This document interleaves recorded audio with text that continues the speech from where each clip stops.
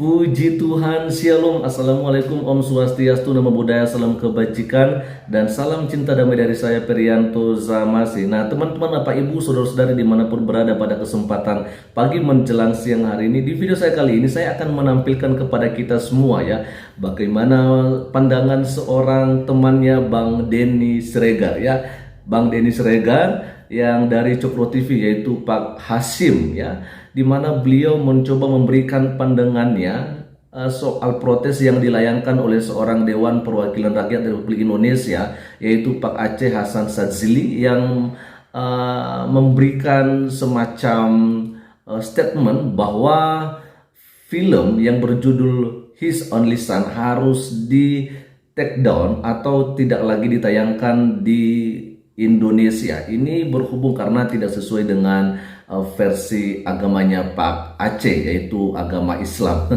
Saya nggak ngerti teman-teman ya, kok bisa seorang Pak Aceh yang sudah menjadi anggota dewan, tentunya juga dipilih bukan hanya dari warga yang beragama Islam tentunya, tapi dia masih mempunyai pemikiran sempit seperti itu. Teman-teman, sebelum saya banyak berkomentar di sini, langsung saja dulu saya mengajak kita untuk mendengarkan bersama bagaimana pandangan dari seorang Pak Hasyim lewat videonya berikut ini. Assalamualaikum warahmatullahi wabarakatuh. Berjumpa kembali dengan catatan Syafiq Hasyim. Usulan penarikan film yang beredar di Indonesia, His Only Son, yang diusulkan oleh Aceh Hasan Sadzili, anggota DPR Komisi 8, mengemuka ke publik. Aceh beralasan jika konten atau isi film ini tidak sesuai dengan pengetahuan umum masyarakat Indonesia, terutama masyarakat Islam, soal Nabi Ibrahim. Menurut Aceh, isi film ini menyesatkan. Maksud menyesatkan adalah mungkin tidak sesuai dengan kisah atau cerita Nabi Ibrahim di dalam konteks Islam. Konten usulan dari Aceh Hasan Sadzili mendapat respon dari pengurus Pusat Pemuda Katolik. Menurut Francisca Silolongan, perwakilan pengurus Pusat Pemuda Katolik, usulan pencabutan dianggap sebagai bentuk arogansi politisi yang dianggap mewakili cara pandang mayoritarianisme. Francisca menganggap jika usulan pelarangan itu cerminan keinginan kelompok mayoritas agar mendapatkan perlakuan istimewa, dalam bahasa lain, favoritism. Francisca menarik isu ini lebih jauh sebagai bentuk tirani mayoritas. Namun usulan penarikan sebuah film sebagaimana yang diusulkan oleh Aceh Hasan Sadzili bukan hal yang pertama yang terjadi di Indonesia. Pada tahun 2012, Mahfud Siddiq misalnya, anggota DPR RI, meminta agar pemerintah SBY memblokir seluruh film yang menciderai umat Islam. Permintaan ini disepakati oleh pemerintah saat itu. Permintaan pelarangan sebuah film karena film tersebut berkaitan dengan norma agama memang merupakan ciri khas dari negara-negara berpenduduk religius, baik Islam maupun non-Islam. Ini fenomena masyarakat religius dan juga negara-negara yang memiliki tingkat kebebasan yang rendah. Banyak juga film yang dilarang karena mengandung ideologi yang mengancam bagi negara-negara tersebut. Pemerintah Uni Emirat Arab misalnya pada tahun 2022 melarang peredaran film Lightyear. Film ini dilarang karena kandungannya soal LGBT. Bersama Uni Emirat Arab, 14 negara lain di Timur Tengah seperti Mesir, Kuwait, Lebanon, dan lain sebagainya juga sudah melarang peredaran film ini. Menariknya, rata-rata dari negara-negara yang melarang film Lightyear ini adalah negara-negara berpenduduk Muslim. Jelas alasan utama adalah LGBT, merupakan hal yang tidak bisa ditolerir keberadaan mereka oleh mayoritas negara-negara Islam di dunia ini. Untuk konteks Indonesia dan negara-negara Muslim kebanyakan, kebebasan berekspresi termasuk kebebasan berkarya memang tidak sepenuhnya bisa dilaksanakan karena kontrol masyarakat dan juga negara yang begitu kuat. Pembuatan film itu pada dasarnya adalah bagian dari ekspresi kebebasan. Kebebasan dalam bentuk apa saja termasuk kebebasan berkarya. Namun, kita memiliki pandangan bahwa kebebasan itu ada batas dan aturannya. Kebebasan menurut para pembuat kebijakan di negeri ini adalah kebebasan terbatas, bukan tanpa batas. Disinilah sebenarnya letak rumitnya kebebasan berekspresi, terutama dalam bidang seni di negeri ini. Ada adigium seni untuk seni, yang itu sangat biasa di negara-negara yang menjunjung tinggi kebebasan berekspresi, namun ada adigium ini nampaknya tidak bisa diterima seluruhnya di Indonesia. Dalam bidang perfilman di dunia barat dan Amerika misalnya, mereka memproduksi film dengan ide kebebasan berekspresi yang mereka yakinin. Misalnya film-film yang dianggap mocking, twisting, slandering atas kitab suci, Tuhan, dan kekristenan, tetap saja bisa beredar dan diputar dan negara tidak diminta untuk ikut melarang film-film tersebut. Film tersebut misalnya adalah The Da Vinci Code, kemudian The Last Temptation of Christ, film Noah V for Vendetta, Exodus, God and Kings, dan masih banyak film lainnya. Bahkan menurut sebuah website yang mengidentifikasi film-film yang mengejek, memelintir, dan menghina Tuhan, kitab suci, dan kekristenan itu relatif banyak. Sekitar 117-an film yang beredar sampai saat ini. Seingat saya ketika The Da Vinci Code diputar di negeri kita di Indonesia, tidak ada respon yang cukup berarti, apalagi protes pada film ini. Padahal film ini dianggap memenuhi unsur penghinaan dan penyesatan soal kekristenan. Masyarakat Indonesia, apalagi politisi, tidak ada yang mengusulkan agar film tersebut dicabut karena bisa mengganggu keimanan orang-orang Kristen Indonesia.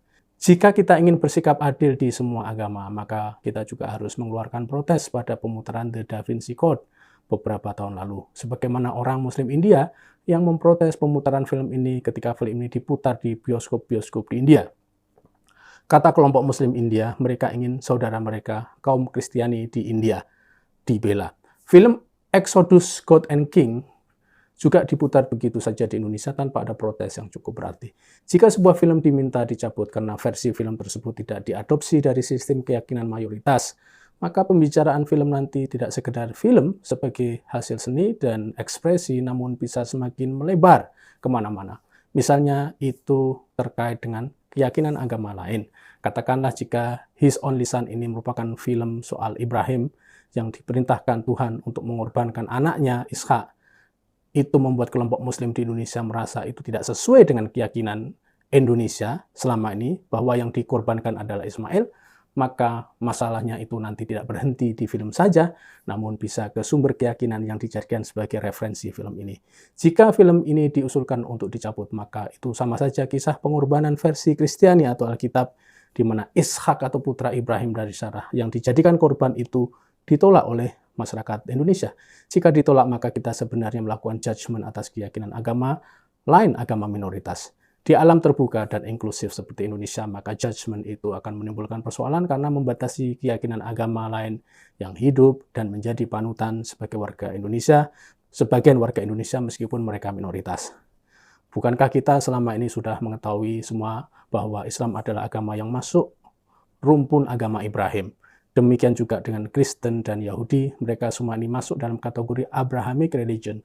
Karena sumber agama-agama ini merujuk pada tradisi Ibrahim, maka menjadi kenyataan kita bersama bahwa ajaran-ajaran Islam, Kristen, dan Yahudi sangat banyak yang bersinggungan satu sama lain.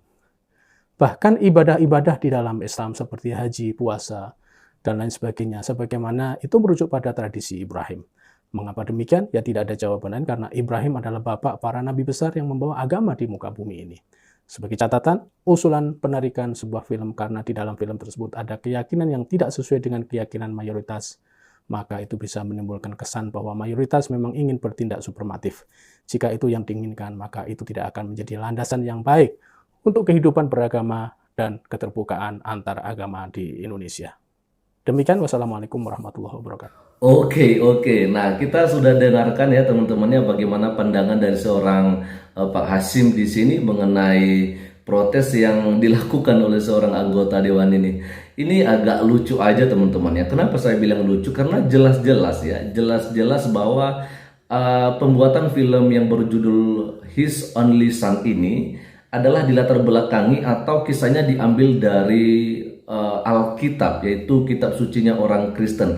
Nah, sekali lagi, sedangkan Pak Aceh Hasan ini adalah beragama Islam ya. Oke teman-teman, jadi ini film His Only Son benar-benar diambil atau berkisah dari Alkitab ya, yaitu di mana seorang Abraham yang mempersembahkan anak tunggalnya yang diberikan oleh Tuhan, yang itu memang sudah ditunggu-tunggu begitu lama ya.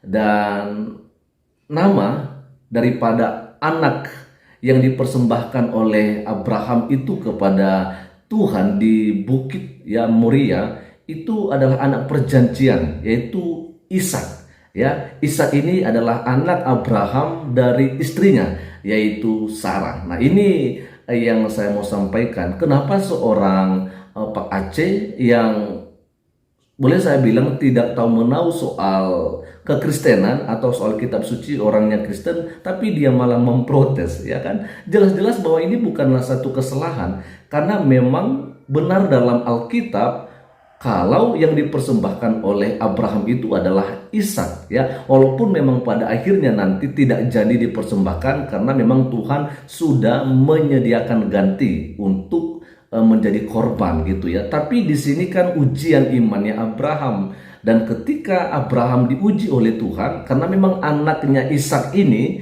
ya itu memang anak perjanjian yang sudah ditunggu begitu lama. Ya, tentunya dia sangat mengasihi, dan Tuhan menguji bagaimana imannya Abraham. Apakah dia masih saja mau memberikan anaknya yang tunggal ini, ya, anak satu-satunya dari istrinya, teman-teman ya. Dia persembahkan kepada Tuhan, padahal itu sudah lama ditunggu. Dan alhasil pada saat itu Abraham yang memang wajar diberikan gelar sebagai bapak orang beriman tidak ragu-ragu yang mempersembahkan anaknya itu, dan dia langsung ke Gunung Moria. Nah, di sini kenapa seorang Pak Aceh, ya, Pak Aceh Hasan Sadzili memprotes ini? Ini kan bukan sebuah kesalahan, ini kebenaran dari Alkitab. Nah, artinya kalau misalnya mungkin tidak sesuai dengan ajaran agamanya Pak Aceh, ya udah nggak usah nonton begitu aja, ya kan? Nah, saya dengar juga bahwa di dalam Al-Quran tidak dijelaskan sebenarnya siapa yang dikorbankan oleh Ibrahim menurut mereka, ya. Tapi banyak yang klaim bahwa yang dikorbankan oleh Ibrahim itu adalah Ismail. Nah, sedangkan kalau kita melihat dari mungkin kalau kita mengikuti alur mereka, Ismail di dalam Alkitab juga ada, tapi itu bukan anak dari istrinya, ya, karena istrinya Abraham itu adalah Sarah, sedangkan ibu dari Ismail adalah hanya seorang hamba atau katakan budak, ya. Kenapa bisa melahirkan? Karena pada saat itu memang antara Abraham dan juga Sarah masih ragu dengan kuasa Tuhan, sehingga mau tidak mau pada saat itu ya akhirnya Sarah mengatakan ya udahlah, boleh bersama-sama dengan Hagar agar Hagar bisa memberikan anak untukmu. Akhirnya lahirlah Ismail. Tapi jelas saja bahwa istri yang sah untuk seorang Abraham adalah Sarah. Dan itu juga jelas disampaikan oleh Tuhan bahwa keturunannya Abraham itu diperhitungkan bukan dari anak manapun, tetapi itu diperhitungkan dari anak yang didapatkan dari istrinya, yaitu Sarah. Siapa namanya? Ishak. Jadi jelas ya, seharusnya di sini Pak Aceh Hasan Sadzili harus banyak belajar kalau tidak mau dipermalukan oleh banyak orang. Ini betul-betul malu-maluin sih ya, seorang Aceh Hasan Sadzili mengurusin ya urusan orang Kristen. Oke, jadi sekian saja dulu. Saya pikir apa yang disampaikan oleh Pak Hasim, ya mungkin saya sepakat dengan beliau bahwa hal-hal semacam ini seharusnya kita bisa banyak referensi, ya, karena dengan terjadinya hal yang seperti ini ya betul-betul membuat Pak Aceh Hasan Sadzili memperlihatkan bagaimana ketidaktahuannya, ya, atau bagaimana sempitnya dia mempunyai wawasan soal keberagaman di Indonesia ini. Oke teman-teman, sekian saja dulu yang bisa saya bagikan kepada kita semua pada kesempatan pagi menjelang siang hari ini. Semoga saja terberkati dengan apa yang saya bagikan ini. Ya, selamat pagi ya menjelang siang dan meneruskan setiap aktivitas kita. Tuhan Yesus memberkati kita semua. Shalom. Assalamualaikum, Om Swastiastu, Namo Buddhaya, salam kebajikan dan salam cinta damai dari saya, Perianto Zamasi.